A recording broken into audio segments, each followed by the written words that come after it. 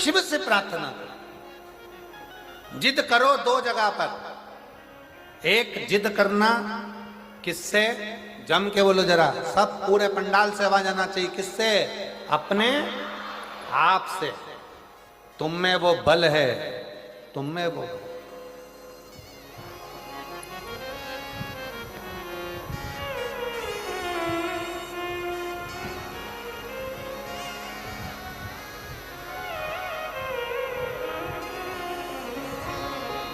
तुम में बल की कमी नहीं है, तुम में विद्वत्ता की कमी नहीं है, तुम में वो बल है। तुम दुनिया के ऐसा कोई सिंहासन नहीं है जिस पर तुम नहीं बैठ सकते। बस अपनी लगन, अपनी मेहनत, अपना परिश्रम और अपना विद्या अध्ययन बहुत जरूरी है, जिसके बल पर आप ऊंचे से ऊंचे अधिकारी बन सकते हो, ऊंचे से ऊंचे पद पर बैठ सकते हो,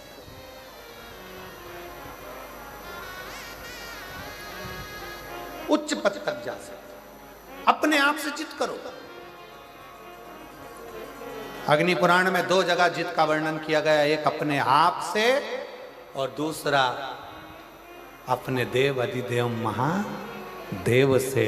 क्योंकि एक अपने आप से और दूसरा जगत के बाप से, शंकर भगवान से जिद करो। वो हमारा पिता है। बाबा, अपनी बेटी को दुखी देखोगे क्या? बाबा, कब सुनोगे?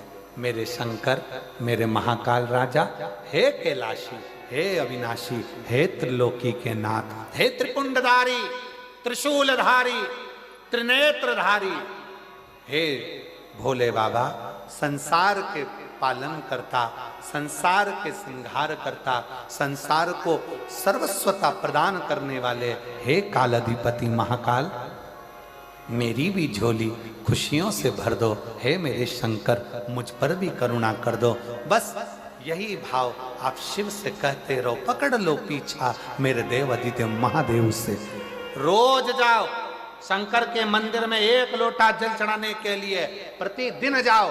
3 महीने का इंतजार मत करना, 1 महीने का इंतजार मत करना, प्रतिदिन जाओ। और जिस दिन अपने मन में आपको आ जाए कि आज दिल बड़ा दुखी है, मन बहुत अशांत है, चुप बैठकर शंकर जी का कोई शिवलिंग, शंकर का कोई मंदिर, कोई शिवालय तुम्हारे घर के पास में हो तो 2 मिनट नंदी के पास बैठो। एक बेलपत्र अपने बीच वाली उंगली का, जो बेलपत्र का जो डंडी है, ये बीच वाली उंगली के पास रखकर अपने हाथ को इस तरह से दबाकर श्री शिवाय नमस्तुभ्यं, श्री शिवाय नमस्तुभ्यं। बोलो बोलो, श्री शिवाय नमस्तुभ्यं, श्री शिवाय नमस्तुभ्यं, श्री शिवाय नमस्तुभ्यं, श्री शिवाय नमस्तुभ्यं, श्री शिवाय नमस्तुभ्यं, श्री शिवाय नमस्तुभ्यं। जितने बैठे हैं पंडाल में, सबकी आवाज तेज आना चाहिए। श्री शिवाय नमस्तुभ्यं, श्री शिवाय नमस्तुभ्यं, श्री शिवाय नमस्तुभ्यं, श्री शिवाय नमस्तुभ्यं। बेलपत्र की डंडी का भाग इस बीच की उंगली के पास में हो और बाबा को अपने हृदय की बात नंदी के पास बैठकर शिवालय में एकांत चित्त शंकर के आनंदमय भाव को जपो। और जप कर कामना कर कर फिर उसी बेलपत्र को, इस उंगली को छोड़कर ये मध्य उंगलियों का स्मरण कर कर शंकर के शिवलिंग पर समर्पित कर दो।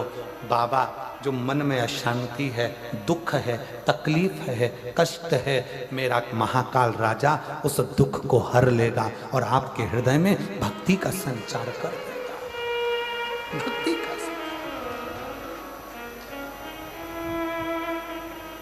हृदय में भक्ति का संचार। क्या है श्री शिवाय नमस्तुभ्यम में? शिव महापुराण की विद्येश्वर संहिता का अध्ययन करिए।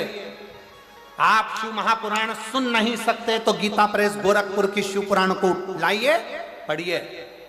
संस्कृत की नहीं पढ़ सकते तो हिंदी की टीका पढ़िए और गीता प्रेस गोरखपुर की शिव पुराण को लाकर अध्ययन करो और उसका विद्येश्वर संहिता का अध्ययन कर कर देखो कि श्री शिवाय नमस्तुभ्यम इसका सार तत्व क्या है कि जो इसको जपता है, जो इसको बोलता है, उसके मात्र मुख का भी दर्शन हो जाए तो समझ लो कि हमारी जिंदगी के सारे कार्य सफल हो गए।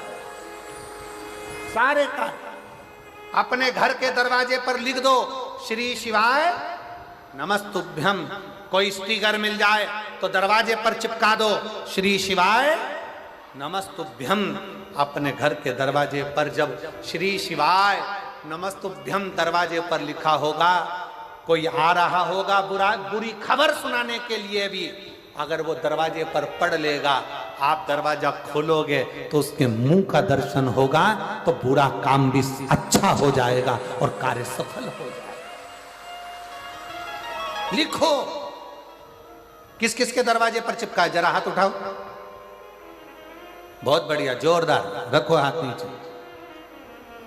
अब जिनके यहां नहीं चिपका है, जिनके यहां श्री शिवाय नमस्तुभ्यम नहीं लिखा है, वो भी लिखो। अपनी गाड़ी है तो गाड़ी पर लिखो, बस है तो बस पर लिखो, ऑटो है तो ऑटो पर लिखो। उसके आश्रित, क्योंकि ये गाड़ी, ये घर, ये परिवार हमारा नहीं, ये हमारे शंकर का है, ये हमारे शंकर का। श्री शिवाय नमस्तुभ्यम, श्री शिवाय नमस्तुभ्यम, श्री शिवाय नमस्तुभ्यम, श्री शिवाय नमस्तुभ्यम। बेटी की नौकरी नर्सिंग ऑफिसर के पद पर लगी।